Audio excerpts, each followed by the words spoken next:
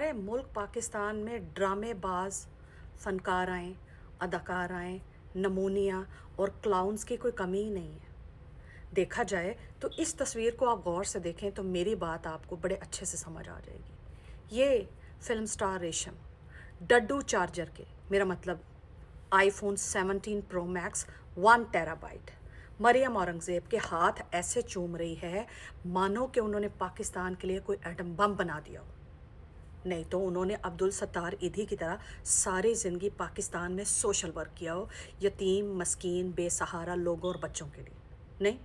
या मानो उन्होंने पाकिस्तान में बेरोज़गारी को मुकम्मल तौर पे ख़त्म करके बच्चों के लिए पहली जमात से लेके 12वीं जमात तक तालीम मुफ्त कर दी हो। मानो उन्होंने ख़वातीन के लिए कुछ ऐसे प्रोग्राम लेके आई हूँ जिससे मुआशरे में विमेन एम्पावरमेंट को फ़रोग मिला हो। नहीं, बल्कि यूँ कह लो कि अपनी 1800 सर्जरियाँ करा के, जबड़े कटवा के, नोज़ जॉब करवा के, आईब्रो ब्लेडिंग करवा के, जॉज लिफ्टिंग करवा के, ख़ुद 1800 सर्जरियों के बाद वो मुंह दिखाने के काबिल हुई है।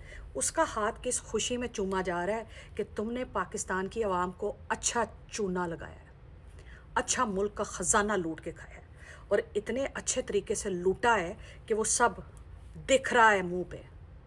इसलिए ये रेशम जैसी बेचारियाँ फ्लॉप, एक्सपायर्ड, फ्यूज्ड और रिटायर्ड अदाकाराएँ, जिनको ना तो फिल्म दौर में अच्छी कोई काम की फ़िल्म मिली, ना किसी ड्रामे में अपना अदाकारी जमा सकी, और ना वैसे ही वो इस तरह की औरतों को, बल्कि अपने जैसी औरतों के हाथ इसी तरह चूमती हैं। मतलब इस ड्रामेबाजी की, इस शोबाजी की, इस फनकारी की और इस अदाकारी की ज़रूरत ही क्या थी?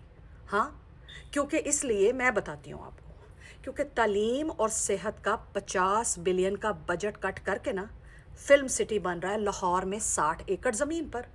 अब इस तरह रेशम जैसी बेचारियाँ बेरोज़गार, जिनका ना कोई अग्गा, ना कोई पिछा, ना कोई खावद, ना कोई बच्चे, ना कोई फैमिली, कुछ भी नहीं है, और कोई कमाई का ज़रिया भी नहीं है।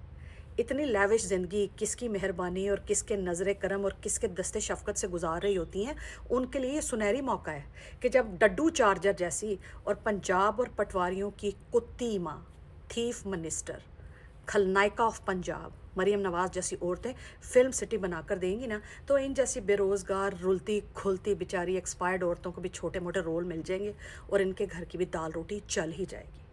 भाई अगर हाथ चूमने हैं तो फातिमा जना के हाथ चूमने वाले बनते हैं। हाथ चूमने ही है ना, तो अब्दुल सत्तार ईदी की जो अहलियाँ थी, बल्कीस एधी, उनके हाथ चूमने बनते हैं।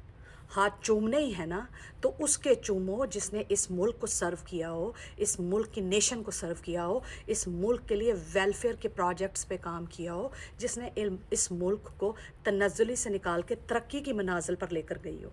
मगर इस तरह की अदाकाराएँ, अलिफ न जाने कोको, मतलब कि लिखना इनको आता नहीं, पढ़ना इनको आता नहीं, सारी ज़िंदगी स्कूल कॉलेज और यूनिवर्सिटीज़ के इन्होंने शक्लें तक ना देखी, सारी ज़िंदगी ये घर वालों से ताने वाने सुन के किसी तरह फ़िल्मों में आ गई, अड़ फंस गई और 2 फिल्मों से नाम नूम कमा लिया। वो इस तरह डड्डू चार्जर जैसी, मरियम पटवारियों की कुत्ती माँ उस जैसी, अज़मा बुखारी जैसी, सानिया आशिक अवान जैसी और बकरी हिना परवेज़ भट्ट जैसी औरतों के हाथ ही चूमती हैं, क्योंकि अपने जैसी हैं ना, अंधा बांटे रेवड़ियाँ तो बांटे अपनों को। तो ये सारी एक ही जैसी हैं, रुला खुला माल है जो इकट्ठा हुआ हुआ है। बड़ों की दस्ते शफ़क़त की वजह से इस वक्त चमका दमका हुआ है, पॉलिश हुआ हुआ है। तो एक दूसरे को सपोर्ट नहीं करेंगी तो और किसको करेंगी? मुल्क के अंदर ऐसी ऐसी ख़वातीन भी हैं जिन्होंने वुमेन एम्पावरमेंट के लिए बहुत काम किया, जिन्होंने इंसानी हकूक़ के लिए बहुत काम किया, जिन्होंने मुल्क की तरक्की के लिए और मुल्क के अंदर बहुत सारे वेलफेयर के प्रोजेक्ट्स पे बहुत सारा काम किया। उन औरतों के हाथ चूमने के बनते हैं। इन जैसियों के हाथ बंदा चूमने की बजाय इनके हाथों को तो बंदा देखे भी ना, क्योंकि इन्हीं हाथों से मुल्क को लूट रही हैं, आवाम का खून पी रही हैं, आवाम को इन्होंने तनज़्ज़ुली का शिकार किया है, उनको नक्को नक तंग किया है। मानो ये कोई पीर साहब हो गए, कोई गुग्गा पीर हो गए जिसके ये हाथ चूम रही है। Shame on you.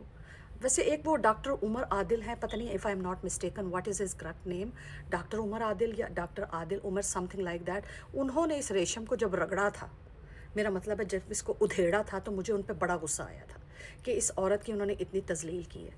لیکن مجھے آج پتہ چل رہا ہے کہ انہوں نے جو بھی اس کو کہا تھا نا، ڈاکٹر عمر عادل یا doctor Adil Umar, what was his name exactly, correct me, اس نے جو اس ریشم کے بارے میں کہا تھا، مجھے آج لگ رہا ہے اس نے 100% کریکٹ کہا تھا.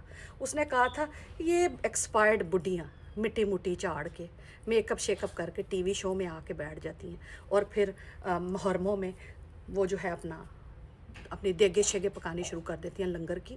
اسے لنگر میں ہی گر جاؤ، کیونکہ ویسے تو کسی کے کام آنا نہیں، چلو کوئی راج کی بوٹیاں ہی 2 کھا لے گا.